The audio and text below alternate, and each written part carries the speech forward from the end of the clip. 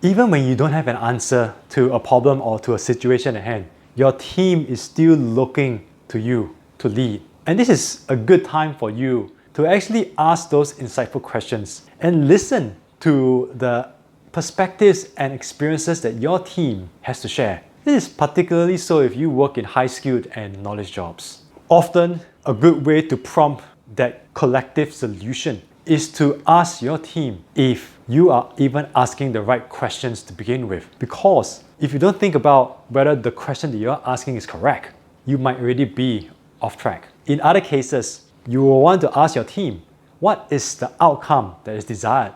And then from there, work backwards to figure out what is it that you need in order to achieve that desired outcome. Ultimately, as the leader, you are still going to have to make a call, make that decision, and get your team to take action. Listening to them, getting their inputs, their experiences, and their perspectives will give you more information to then make that appropriate decision and take the right action. Let's look at a possible scenario right now where you have to lead even when you don't have an answer to the problem or situation at hand. Share it with your team. Tap into their expertise and knowledge. There's actually nothing wrong with admitting that you don't have an answer. You're being open and upfront about it. As long as you continue to guide and support your team in their collective effort to come up with a solution. The process of admitting that you don't have an answer may actually be beneficial to you because when you are working with them, that journey is going to help you build trust and respect. Even if you don't have an answer, you have to go find out. And if your team is responsible for coming out with a solution or coming out with an answer, then they have to go find out. What you want to do is to really create a team culture where it's alright to not have an answer. However, let's go find out.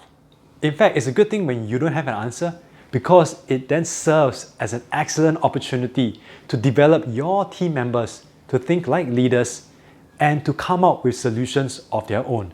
Your job then is to support and guide them and ask them questions to get them to think differently in order to come up with a solution. So that journey of getting your team members to go find out, to come up with their own solution, is about you encouraging them to be curious because curiosity promotes learning.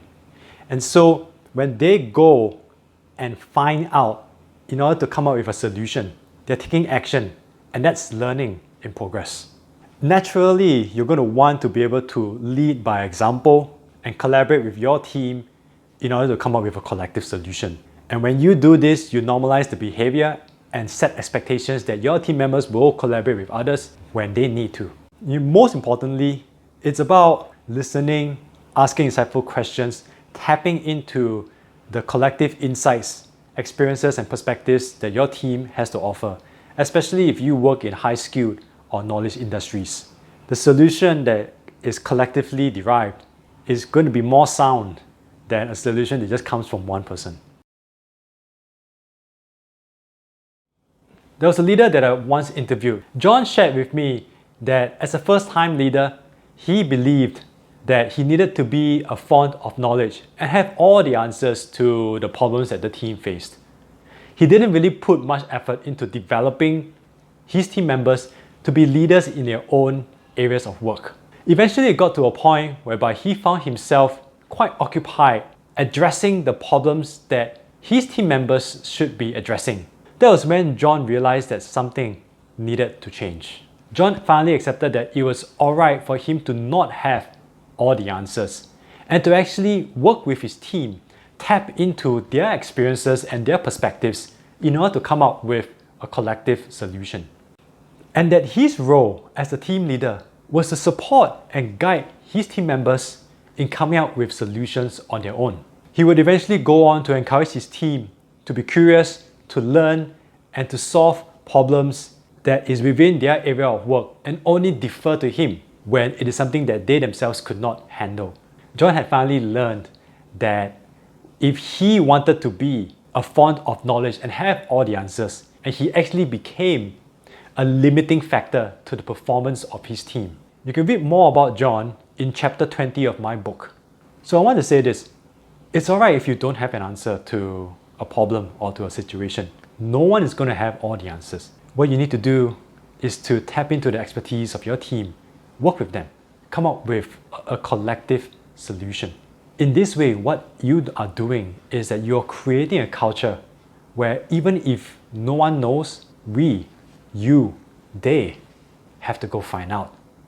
And then you also create a culture where working with others is normalized and is acceptable. That is the kind of culture you want, where people are enabled and empowered to solve their own problems within their own area and then collaborate together to tackle larger challenges. And what that does eventually is that it's going to free up your time as the first-time leader in order to look at and work on more important matters. If you enjoyed this video so far, really appreciate if you give me the thumbs up. It helps me out with the YouTube algorithm. And if you have yet to subscribe to First Time Leadership, do click on that subscribe button to be notified of when new videos come out to help you with your leadership journey. And lastly, if you have any comments about what I've shared in this video, do share a comment below. So that's pretty much it. I hope that what I've shared with you today is going to help you answer the question of how to lead when you don't know what to do. My name is Daniel Lee from First Time Leadership. I look forward to speaking with you soon.